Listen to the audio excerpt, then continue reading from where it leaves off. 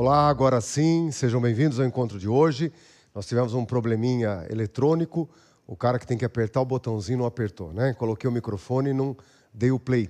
Então nós vamos hoje retomar o capítulo anterior para finalizar, dando um detalhe, até bacana que ocorra esse lapso de um encontro ao outro para que você tenha o processamento da informação, né? À noite você sonhou, tal, e a memória processando a informação. Hoje, com novas habilidades, há a chance de aprender a informação nova. E em seguida nós vamos na voz passiva. Questão clássica, né? Cai, às vezes não, mas é aquilo lá que você tem que saber, ok? É aquele rótulo de clássico, permanência constante nas provas, então temos que dominar, tá bom? Vamos à lousa para finalizar o encontro de ontem, em que você percebe, então, que o pronome pessoal do caso oblíquo átono, cada vez que nós fazíamos, havia aquele 1, 2, 3, 1, 2, 3. Professor, o que era aquele 1, 2, 3 que você colocava? Então agora você pode perceber o que há na memória de quem domina a questão de pronome átono. Tá bem? É essa visão que nunca numa gramática você tem, que um curso que tem uma certa dinâmica, que precisa oferecer a quem vai prestar concurso uma visão do conjunto, esse quadro é a síntese. Professor, qual que é o roteiro? Qual que é o roteiro? Então agora você está revendo o roteiro que nós trabalhamos lá no comecinho, de maneira meio esvaziada, você olhando com desconfiança, né? Agora você tem, então, cada um dos passos para que haja a correta colocação pronominal. Dependendo da questão, se invoca uma coisa ou outra. Porém, esse número 3 é o que mais indiretamente ocorre, né? Às vezes por uma questão de colocação e às vezes por causa de um tipo de pronome é que você chega ao número 3. Não há dúvida que a grande aprendizagem se dará no número 1 e no número 2. E daí, por tabela, você acaba chegando também no número 3. Esse número 3 é como se fosse uma reserva. Não é toda questão que vai acionar esse tipo de conhecimento. Então, a atividade mais complexa, mais rica, é saber quando usar o o e quando usar o lhe, e as 4 regras de colocação pronominal. Quando deve ser antes, depois ou no meio. Tá legal? Quando nós trabalhamos o pronome lhe, ele traz uma experiência um pouquinho mais dolorosa, tá bem? Esse lhe, na primeira aparição que ele nos trouxe, exigiu muita habilidade sintática.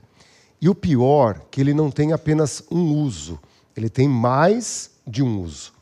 Então agora chegou o momento de você processar o primeiro uso para chegar ao segundo uso. Tá legal? Tranquilo, gente? Podemos passar para o próximo quadro? Tudo bem? Vamos lá, então. Percebam que o pronome lhe no português, pronome lhe, passa a ter em sua vida uma história mais personalizada. Você vai criando mais intimidade, porque ele é mais exigente, né? Então nós vemos que aquela situação em que você tem um verbo que rege um termo com a preposição a.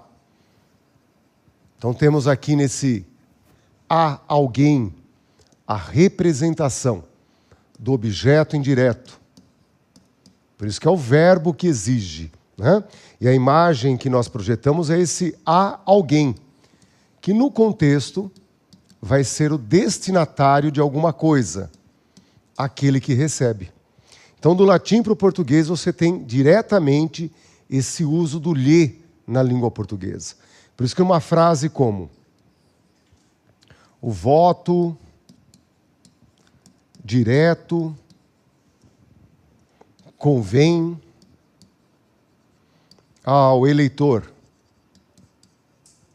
Então, são estruturas como essa que você precisa, iniciar um trabalho de análise, dominar a análise. Sujeito, verbo transitivo, e se convém a alguém. Então, esse é o destinatário da conveniência. A língua portuguesa marca muito bem essa noção. O voto direto convém ao eleitor, convém a alguém. A conveniência se destina a esse daí. Mas não há dúvida que essa aprendizagem só se torna produtiva depois que a preposição a está na tua cabeça. Se não há preposição a, você pode pensar de tudo. E é nesse momento que nós temos, então, o VTI e o objeto indireto. Nesse momento, o português te oferece duas trocas líquidas e certas. Na tua vida, qual que é a primeira troca que você faria para evitar problema? Né? Qual que seria uma primeira troca? O voto direto convém ao eleitor, convém a ele. E acabaram os problemas. Troca fácil, indolor e correta. Você está dentro da norma culta, sem nenhum esforço, sem sentir dor nos órgãos internos. Isso é maravilhoso. Tá bem? Então, se você trocar aqui e disser o voto direto convém a ele, 100% correto. Mas daí não tem graça. A banca vai dizer, mas você veio aqui no concurso para fazer isso? Não. Ele vai exigir de você, então, a segunda troca. O voto direto lhe convém. O voto direto lhe convém. Então tem que entender que esse lhe, inicialmente, ele representa. Ele é como se fosse ali um procurador daquele objeto indireto introduzido pela preposição a. Ele está no lugar de alguém. Então esse lhe, representando então o objeto indireto, introduzido pela preposição a, que nos traz a ideia de destinatário. Esse é o primeiro uso do lhe na língua portuguesa, fundamental. Aquilo que cai em volume nas provas de concurso público. Tá legal? Agora digam para mim, alguma coisa me impede de eu colocar esse lhe após o verbo? O que vocês diriam aí? Se uma questão, por exemplo, da banca era pronome lhe na construção, o voto direto lhe convém, também poderia aparecer após o verbo? O que vocês falariam na prova? O voto direto convém-lhe? Não faria? Por quê? Você acharam feio? Por que você não faria? Não há vida anterior a esse momento. Nunca vi. O que vocês diriam? Então a gente percebe uma coisa que é fundamental, gente. Não é questão de gosto. Você fala, professor, é ético ou é estético? Não é nem ético, nem estético. Né? Você fala, isso é bom ou ruim? É belo ou é feio? Não passa por essas questões. É a regra. Então vamos observar aqui, ó. Vamos voltar naquele quadro anterior para perceber que você saiu do número 1. Você fala, professor, número 1 estou tranquilo, eu sei que é o lhe. Mas daí surgiu o problema no número 2. Tá bem? E aí você precisa entender que a próclise ali estava correta, mas eu também poderia usar a ênclise, já que não havia nenhuma palavra atrativa. Então, pense nisso. Quando que a ênclise está correta? Vamos pensar assim, ó, volta comigo. Você faz algumas perguntas para a tua cabeça. O verbo está no futuro? Não estava. Convém estava no presente. Convém é particípio? Não é particípio. É o verbo no presente. Tinha palavra atrativa? Não tinha palavra atrativa. Está liberado. Se nada impede de você colocar depois do verbo, não é questão de beleza, não é questão de bondade ou ruindade. É uma questão de poder. A regra permite, você pode. Então aí ocorre esse problema, né, de nós olharmos para uma frase como o voto direto convém-lhe, e a nós brasileiros esse uso soar estranho. Mas eu queria que vocês notassem, são camadas de aprendizagens diferentes. Primeiro, o domínio era do lhe. O que nós estamos discutindo agora é onde colocar o lhe. Como o verbo não está no futuro, não está no particípio e não há palavra atrativa, esse uso é facultativo na língua portuguesa. Conclusão, gente. É mais fácil usar convém a ele ou usar o lhe convém, convém-lhe? E aí a resposta é óbvia por demais. O a ele, não traz nenhum problema. O lhe, vários tipos de problema. Tá bem? Então localizem primeiro que número 1, Ah, professor, o tipo de pronome é o pronome lhe.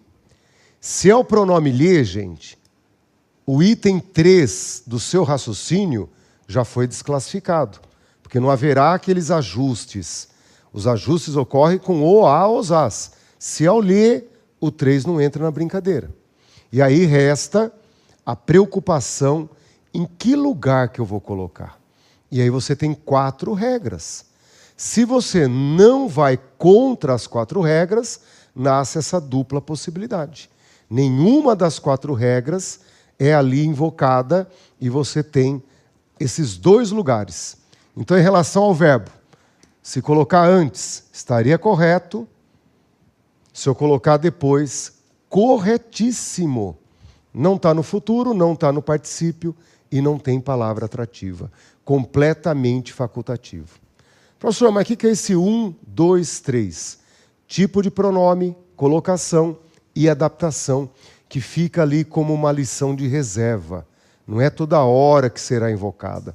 Mas, para concurso público, tudo tem que funcionar ao mesmo tempo. Tá legal? Professor, o que nós estamos vendo? O primeiro uso do lhe. E o sonho é que só fosse esse primeiro. Então, você já sabe que tem um segundo uso desse lhe. Tá legal? Volta um instantinho comigo, então, para a gente agora dizer assim. Ó, por exemplo, eu tenho aula em outros cursos e por causa da carga horária, o nível escolar, eu nem chego perto do que eu estou falando. Isso aqui que nós vamos trabalhar agora só cabe a vocês, que tem uma carga horária mais longa, tem um nível superior como base, tá bem? Mas agora eu tenho que ter, assim, a plena consciência que eu trago para vocês várias provas de nível médio muito mais difícil que o nível superior. Nós tivemos provas em alguns tribunais que de manhã o cara vai fazer a prova de técnico, ele fala assim, ó, eu vou numa boa, cabeça não vai gastar muito, à tarde eu vou fazer a prova de analista. À tarde, parece que a tampa do cérebro vai descolar, porque ele já usou todos os neurônios de manhã. Prova dificílima. E se ele fizer só a prova de analista, ele falou, professor, a prova de analista foi muito mais fácil, mas eu não tinha mais cabeça, eu não conseguia mais ler e entender. Essa é uma experiência dolorosa. A pessoa que quer fazer a prova de manhã e à tarde, e a prova da tarde é extremamente mais fácil que a prova de manhã. Então, a conta da banca é uma conta que a gente não calcula, porque depende do número de candidatos, o que ele precisa excluir, quantas vagas tem. Às vezes é uma conta que o candidato não faz. Ele fica só de olho no nível médio, nível superior. E a conta da banca nem sempre é assim. Então, há provas de nível médio que estão acima do que o nível superior. Mudando, além de tudo, né, mudando a banca, pode mudar também esses níveis de dificuldade. Então, o que nós vamos aprender vem com uma coisa que não exige desempenhos. O que nós aprendemos, você tem que ter uma competência, tem que ter uma proficiência no português. Agora, a segunda é só uma tomada de consciência. Você toma consciência e aí passa a integrar o seu conjunto de informações. Vamos ao segundo uso do lhe. Vamos lá. Oi, pois não. É a ideia do destinatário. Mas, pense assim, além da ideia do destinatário, você tem que imaginar que a preposição a é a referência absoluta. O lhe tem tudo a ver com a preposição a nesse primeiro uso. Então, você não pode investir só numa coisa, abandonar a outra. É o conjunto da obra. E esse a ele, a alguém, é o verbo que está exigindo. Então, é complemento do verbo que exige a preposição a com a ideia de destinatário. Né? Então, é muita informação ao mesmo tempo. Por isso, você tem que ir processando. Às vezes você está olhando o sentido, às vezes está olhando a regência, às vezes olhando a preposição, até que um dia, não é milagre, né? Por força da natureza, essas peças se juntam e a coisa começa a funcionar. Tá bem? Vamos à lousa, então. Vamos ao segundo uso do lhe. Tá bem? Segundo uso do lhe. Então, nós vamos agora falar do pronome lhe possessivo. Ô, louco, professor, possessivo, sim. É o uso do pronome lhe equivalente a um pronome possessivo. Seu, sua, seus, suas. Quando o pronome lhes, né, vamos colocar até aqui o lhes, pode ser trocado por um pronome possessivo, é um uso completamente diferente, gente. Tá legal? Esse é o momento para você entender que nós temos alguns pronomes no português que fariam esse papel. Tá bem? Volta um instantinho comigo. Ó. Você vai ter o pronome me, que também faz isso, o pronome te. Só que a hora que você chega ali na terceira pessoa, tem aquele conjunto de pronomes. Pronome se, pronome o, pronome lhe. Não é um, tem um bando de pronome. E o pronome lhe será convocado para a língua portuguesa para exercer esse papel também de possessivo. Tá legal? Então eu crio uma ampliação do uso do lhe. Essa é a segunda hora em que você estuda o lhe, porque ele tem um outro uso. Vamos à lousa. Se você pega uma frase em que você diz assim, ó, roubaram a bolsa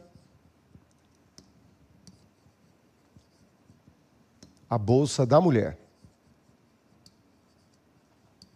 Roubaram a bolsa da mulher. Se você fosse trocar da mulher por um pronome, qual seria uma forma que você usaria? Roubaram a bolsa da mulher. Você acabou de usar mulher na linha anterior. Troca por uma outra palavra. Né? A mulher estava andando na rua e roubaram a bolsa. O que você trocaria por um pronome? Ah lá, mas perceba que o uso mais trivial que nós faríamos, qual seria? Roubaram a bolsa dela. É isso que todo mundo falaria, né? Sem vacilar. Roubaram a bolsa dela. Essa troca está correta? Puxa vida, sensacional. Pode fazer. Qual seria uma segunda troca correta? Roubaram a bolsa, agora acrescida de um pronome possessivo. Ó. Roubaram a sua bolsa. Então, da mulher já virou dela, virou sua. E aí eu tenho que aprender. Se você tivesse nascido no século XIX, tudo seria mais simples. Se você fosse contemporâneo ao Machado de Assis, esse momento seria mais natural. Como estamos aqui no século XXI, isso é estranho, mas é muito corrente na linguagem formal. Tá bem? Quem é formado em direito usa isso no direito. É comum uma frase como essa, tá bem? Então você fala, isso aí é do tempo perdido da gramática. Não é. Está vivo no português, não há um uso frequente, mas cai no concurso. Aqui a nossa preocupação não é se uso ou não uso, o problema é cair em questões de prova. Tá legal? Então, nesse momento, observem, estará 100% correto você trocar pelo lhe.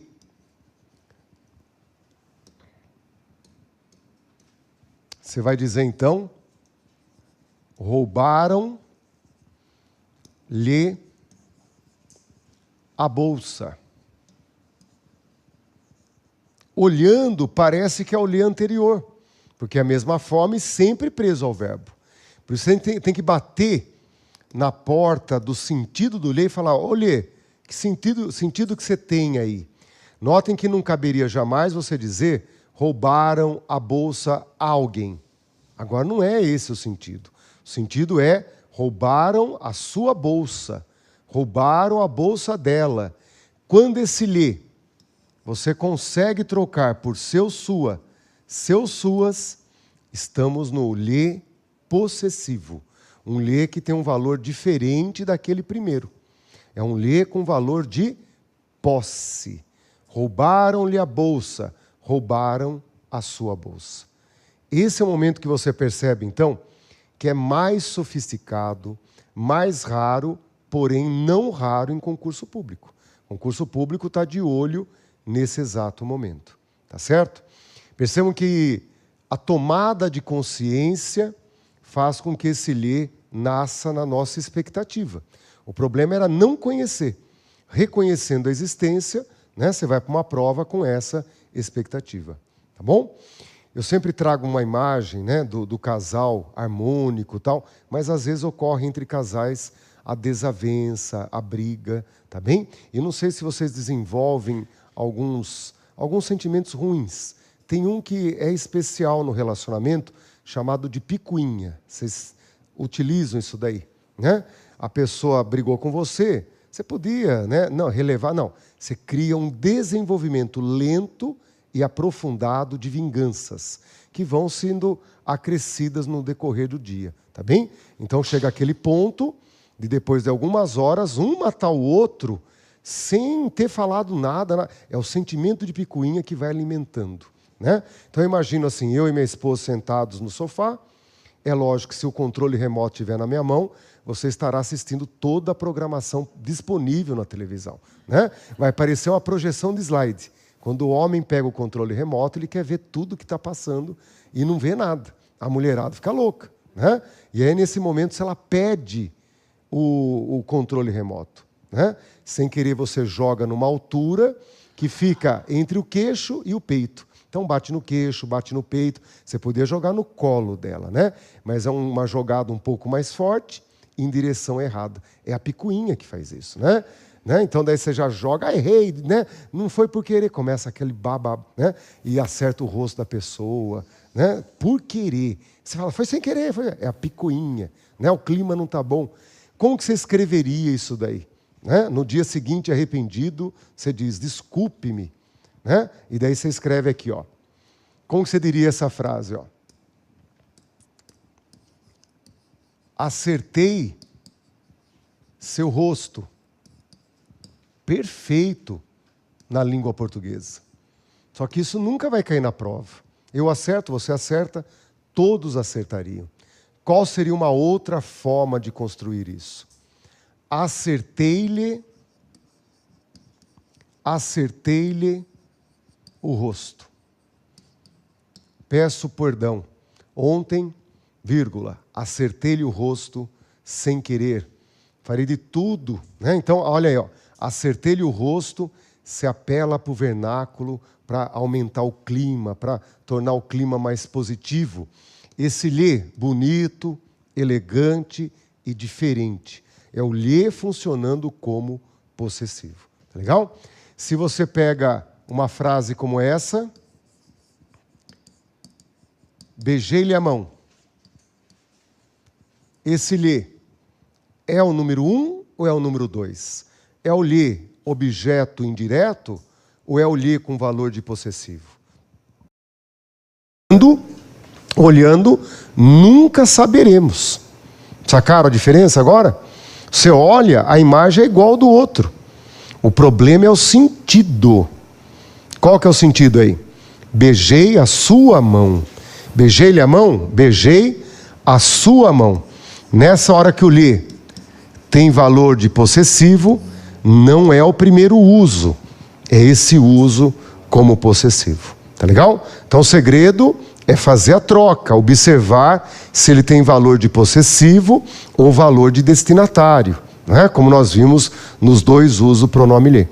Esse é um momento esporádico, mas não é raro em concurso público. Em vez em quando cai, tá bom? Nós vamos projetar agora o último quadrinho, que é o quadro referente a materiais didáticos que vocês devem ter para aguardar o dia em que a vontade de estudar aparece, né? Você fala, professor, vou estudar aquele tema, tem material? Tem material, tá bom?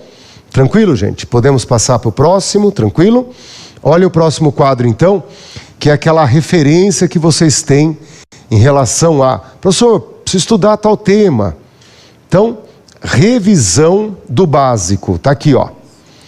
Colocação pronominal, vai lá, revisa as regras de colocação, aprende de novo as adaptações, expande o vocabulário do que é palavra atrativa e faça uma lista de questões que está lá te esperando.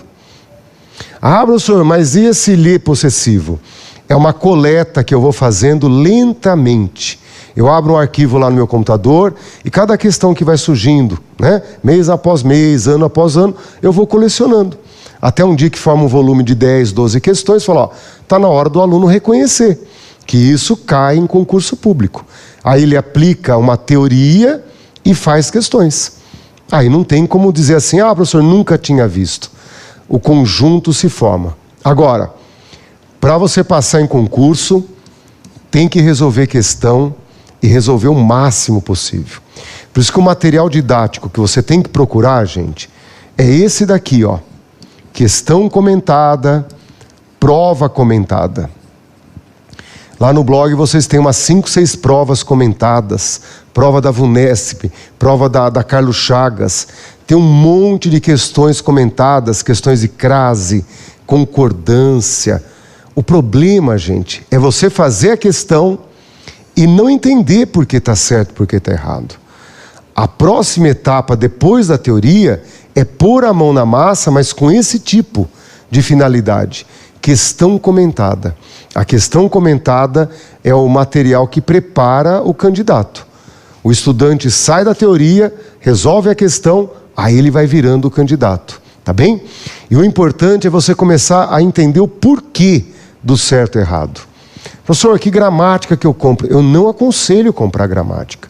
Eu aconselho vocês a comprarem aquilo que tem questão comentada, prova comentada. Você não pode adiar esse tipo de contato, tá bem?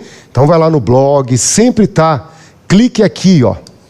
Né? Geralmente as postagens tem um clique aqui, daí tem uma setinha, tem a informação, você vai clicar, vai estar em PDF, você baixa lá, fala, ó, vou esperar o dia que vai nascer a vontade de trabalhar esse tema. O materialzinho vai estar pronto, tá bem? No meu computador eu tenho arquivos separados por temas, é uma gramática fragmentada. De acordo com as necessidades, você vai lá e estuda o tema. Então faz um arquivinho de crase, vai acumulando, arquivinho de pronome, vai acumulando. E aí que você está percebendo. O que forma o candidato hoje em dia não é uma gramática. Professor, qual que é a gramática que eu compro? Impossível. Se houver uma gramática que faça milagre, me dê. Eu quero ter essa gramática também. A construção da sua sabedoria é mista, é rica, tem muita coisa, né? Se a gente pensar na internet, a gente tem um turbilhão de coisas, tá bom? Então agora é ir para a prática e chorar os problemas comigo. Divida suas dores comigo. Fala, professor, essa questão está errada, por que está errada? E assim por diante, tá bom? Nós vamos entrar então hoje no tema voz passiva. Vamos lá. Então marquem no materialzinho de vocês o tema de hoje, voz passiva. Voz passiva, gente. A hora que você vê essa palavrinha na gramática, voz. O que significa voz? Vocês têm ideia? Voz. Vamos colocar num cantinho aqui, ó. Antes de você explorar o tema, vamos colocar num cantinho a ideia de vozes verbais. O que é isto? Vozes verbais. Então nós vamos ter uma primeira voz, a voz ativa. O que é a voz ativa, gente? O que acontece na voz ativa? Ah, professor, o sujeito pratica a ação. O verbo vai trazer a ação está no verbo, o sujeito pratica aquela ação que está no verbo. Quando entramos na voz passiva,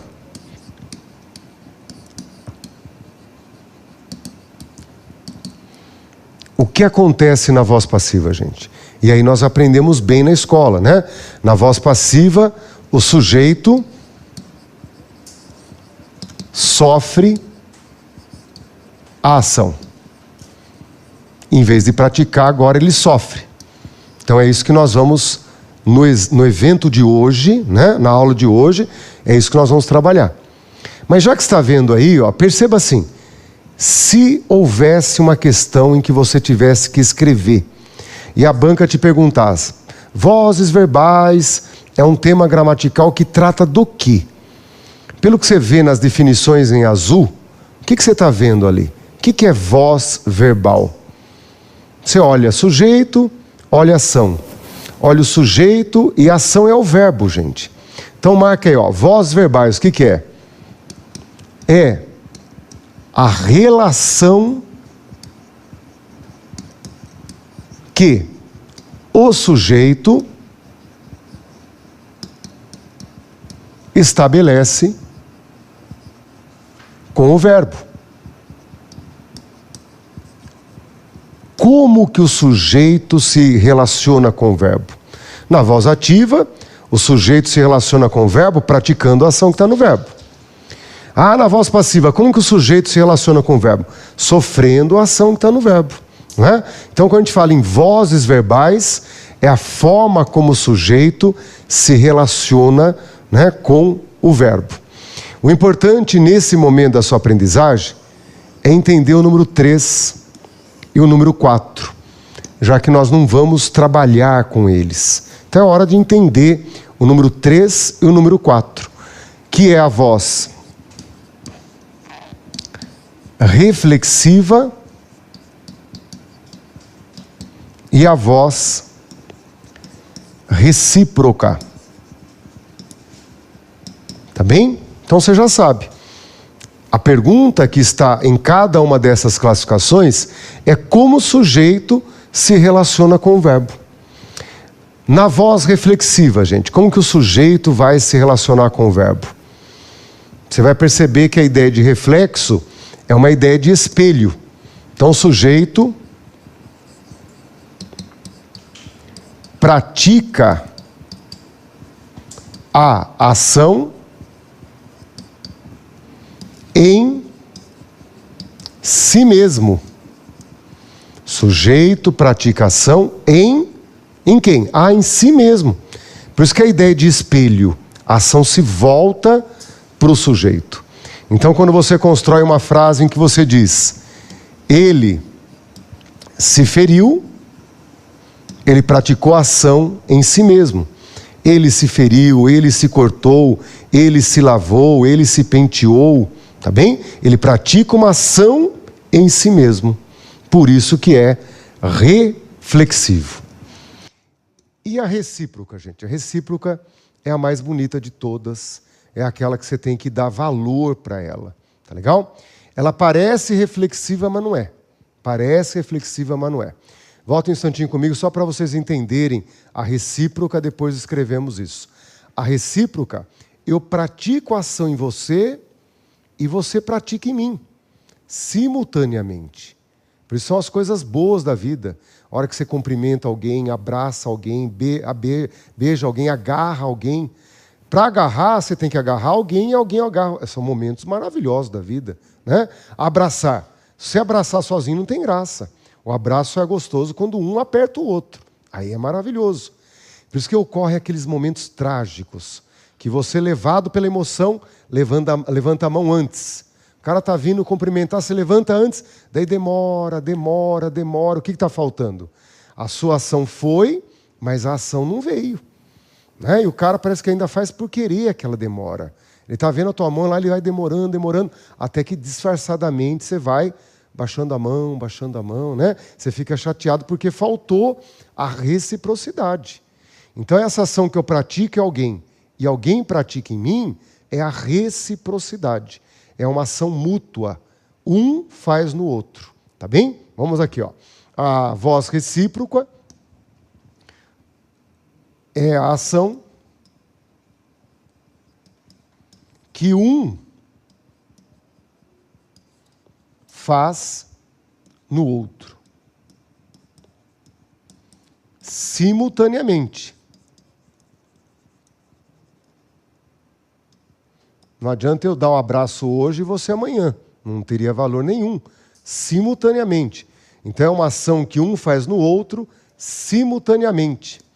Eles se abraçaram. Se tudo se encaminhar bem, lá na frente o professor fala: gente, está na hora de recolher o que você andou espalhando por aí. Está na hora de você recolher. Você jogou aqui, jogou lá, vamos arrumar esse quarto. Vai chegar um dia que nós vamos classificar a palavra ser. Tá bem? Chegou a hora, gente, de classificar a palavra ser no português. E aí eu vou invocar esse momento aqui, ó. O pronome ser no português pode ser reflexivo. O pronome ser no português pode ser recíproco. Tá bem? Questãozinha que vocês sabem que hora vem, hora vai. Sempre dá aquela aparecidinha na prova, discreta, mas sempre aparece. Né? A classificação da palavra ser. Recíproca, reflexiva. Notem que essas duas últimas, elas só conseguem existir por meio de pronome. Você tem que usar pronome para criar a reflexiva, para criar a recíproca. Tá legal? Elas não conseguem aparecer sem o pronome, né, criando o tom reflexivo ou o tom recíproco. Tá bom? Vamos voltar comigo, então, para vocês pensarem assim. Nós vamos entrar na voz passiva. Daí nós vamos ter agora um lapso de alguns dias. Quando voltarmos, nós vamos entrar na voz passiva sintética, cujo apelido é voz passiva pronominal. Novamente, você vai ter uma voz que vai ter que ter pronome para se formar. Só que aí começa um jogo mais forte do concurso público. Reflexivo, você entende. O recíproco, você entende. Há uma clareza de entendimento. Mas na voz passiva, a gente vai chegar em uma que é chamada de passiva sintética. Aí começa a tua carreira na preparação para concurso público. É que você sente, né, a fortaleza que há na preparação para concurso público. Não é para amador. Na hora que a passiva sintética chegar no nosso próximo encontro, é que você sente, né, essa fermentação de informações que você tem que administrar. Tá bom? Por isso, hoje é um degrau anterior ainda, a voz passiva analítica. Tá bom? Vamos lá, então. Vamos criar aqui a razão de estarmos estudando vozes verbais e por que, né, estudar a voz passiva. Então, a voz passiva é aquela em que o sujeito sofre a ação. Sofre a ação. Ela terá a analítica e ela terá a sintética. Essas palavras nós usamos muito no século XX, né? A filosofia marxista, a filosofia de Marx trouxe, né, tese, antítese e síntese. Então, a palavra sintética nós usamos muito. Agora, pense na gramática. O que significa análise e síntese? O que significam esses adjetivos analítica e sintética? Na gramática, é a maior delícia, gente. Analítica significa dividido, separado. Tudo bem? Por isso que quando você faz uma análise, você tem um todo, mas desse todo você vê as partes. Você separa os itens para observar a composição. Analisar significa desmembrar, olhar as partes que compõem o todo. Por isso que na gramática, tudo que é analítico é separado, é dividido. Já na sintética, é o contrário, né? É reunido, é unificado. Tá bem? O que acontece na analítica, acontece ao contrário na sintética. Ela se junta, ela se reúne de novo. O que se separou, volta a ser um. O que era um dois, volta a ser um. Tá bem? Eu posso ensinar para vocês a voz passiva de várias formas. Hoje eu digo para vocês, olhem para a estrutura verbal. Quando você quiser aprender a voz passiva, aprenda a olhar a estrutura verbal. Nós vamos aprender um monte de coisa, mas não se esqueça, a estrutura verbal da voz passiva analítica será o verbo ser mais o particípio. Essa é a estrutura que vai se repetir aos nossos olhos e que caracteriza a chamada voz passiva que se divide. Está aí a razão do nome. Ah, professor, por que é analítica? Porque o verbo se desmembra, o verbo se divide. Teremos um verbo ser, que será o verbo auxiliar da voz passiva. Para se criar a voz passiva, o verbo ser aparece na configuração como o verbo auxiliar. E o particípio será o particípio do verbo transitivo direto. Particípio dos verbos transitivos diretos. É isso que você vai ver a cada nova voz passiva. Essa estrutura verbal é que me educou, e não a lição que nós tivemos antes. Ah, professor, na voz passiva o sujeito sofre ação. Esqueça isso. O que vai valer é o controle dessa estrutura. Dupla, uma estrutura em que o verbo está dividido. Por isso que é a voz passiva analítica. Tá legal? Volta um instantinho para a gente acender aquela luz que está piscando, está dizendo, vou queimar. Você fala, não, vai lá, cuida dela. Um dia lá atrás, nós trabalhamos pego e pegado, pago e pagado. Particípio do verbo fazer, feito. Lembram disso? Particípio do verbo chegar, chegado. Houve uma aula sobre o particípio e os probleminhas que ele traz. Aquela lição antiga, voltando hoje. No último encontro, falamos do futuro. Lá atrás, vimos o futuro do presente, futuro do pretérito. Não deixe essas luzes se apagarem. Você está usando aqui o que nós trabalhamos lá atrás. Tem que haver essa ligação.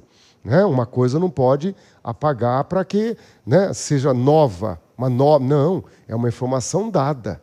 Você já tem que estar com isso funcionando. Então agora aparecem os particípios. O particípio é aquela forma terminada em ado e ido, que nós vimos na lição anterior, dos pronomes. Não colocar após o particípio. O aluno fala, professor, mas eu tenho que estudar particípio? Cai na conjugação verbal, cai na colocação pronominal, está na voz passiva. Você está no meio do caminho e já houve 3 aparições fundamentais. Eu tenho que estudar o particípio.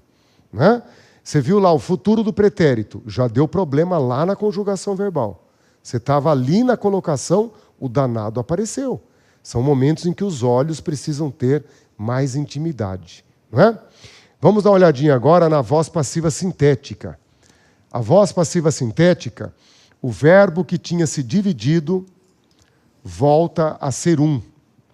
O verbo que na analítica se dividiu volta a ser um. Mas aqui haverá a obrigatoriedade do pronome se. A presença do pronome se será a marca registrada da passiva sintética. Ela se constrói por meio do pronome se. Então nós temos na analítica verbo ser mais particípio do VTD. E na sintética o VTD mais o pronome se. Essa será a estrutura verbal que eu não posso jamais perder de vista. Hoje você vai treinar a voz passiva analítica. No próximo encontro, a importantíssima passiva sintética. A hora que a passiva sintética está rodando na tua cabeça, aí você entende o que é se preparar para concurso público. Na nossa vida de cidadão, a nossa vida civil, você fala assim, professor, para que aprender a sintética? Realmente. Agora, em concurso público, é uma obrigatoriedade. Tá legal? Vamos voltar, então, aqui para iniciar hoje a voz passiva analítica. Tá bem? Então, coloque aí no seu caderno o tema da aula de hoje. Voz passiva analítica. Cada uma dessas palavras tem um sentido. E, em particular, a palavra analítica agora se traduziu. É porque a estrutura do verbo na voz passiva estará desmembrada. É uma estrutura que se divide. Você vai ter 2 verbos, por isso se chama analítica. Vamos à lousa para 3 perguntas. Olhem lá. É como se a banca olhasse para nós e dissesse assim, você vai para a prova, não vai? Vai. Responda a essas 3 perguntas. Qual alternativa pode ser transposta para a voz passiva? Qual alternativa está na voz passiva? E é óbvio, a última pergunta que você deseja o tempo todo. Na transformação da voz passiva, qual será o resultado? Aí nós fomos treinados. Aí você tem uma certa destreza, um certo treinamento na escola. A escola nos proveu dessa transformação. Mas as 2 perguntas anteriores, gente, a gente toma um baile, porque a gente nunca parou para pensar. Qual alternativa pode ser transposta para a voz passiva? Qual alternativa está na voz passiva? Vamos criar agora uma força de concentração e tentar responder isso daí, gente. Porque é isso que você vai estudar, ou melhor, é isso que você tem que aprender. A hora que a banca perguntar, a resposta está na ponta da língua. Não é? Vamos responder a primeira pergunta? Vamos lá? Peço a ajuda de vocês. não preciso trazer chocolate, lápis, caneta, borracha, caderno, né? Livro, chocolate poderia, né? Mas eu não daria tempo de trazer. Esse que é o problema. O professor tem vícios, né? Um deles é chocolate, viu? Vamos à lousa, então, para procurar essa resposta. Vamos lá. Sem ter que fazer chantagem, né? Qual alternativa pode ser transposta para a voz passiva? Você sai em 5 alternativas em busca do quê, gente? Qual que será a sua busca? O que você busca nas alternativas? Qual alternativa pode ser transposta para a voz passiva? Não. VTD. Só isso. É como se fosse uma sigla secreta, né? Já teve a KGB, já teve, né, FBI e tal. Você fala VTD. Pronto. Acabou a conversa, né? É igual no judô, você dá um ipom, acabou a brincadeira. O outro vai lá se mexer, você fala, acabou a luta, né? É o momento em que o golpe é perfeito. Tá aí, ó. Basta encontrar um VTD e o VTD permite a criação da voz passiva. Ah, professor, eu vou ter que criar? Não, não, não. A banca quer que você encontre a alternativa que permitiria a criação da voz passiva. No fundo, análise sintática. Olhar para 5 alternativas e analisar qual delas traz VTD. Então, volta um instantinho comigo para dizer assim. Desde quando você está usando a regência? Você tem a própria questão de regência. A crase. Tem crase ou não tem, professor? Boa parte dela depende da regência do verbo. Passamos pelo pronome. Ah, professor, é o olhe. 100% regência. E agora você tem uma questão que diz assim, ó, qual que pode criar a voz passiva? Resposta, a alternativa que tiver o VTD. Então a gente percebe, ó, você está passando por temas e a fonte que irradia o segredo, revela para você a questão, é única. A regência verbal. Por isso que a gente tem que perceber isso, né? Ah, professor, eu não consigo entender voz passiva. Eu sei por quê. Professor, eu não consigo entender quando é o, quando é ali. Eu sei o porquê. Professor, tem crase ou não tem? Eu sei por que essa dúvida. Porque ainda a regência verbal não está funcionando na tua memória. E aí se perde uma qualidade em inúmeras questões. Você já está diante de 5 ou 6 questões da prova, em que pode haver mais ou menos competência a depender da regência. Tá bom?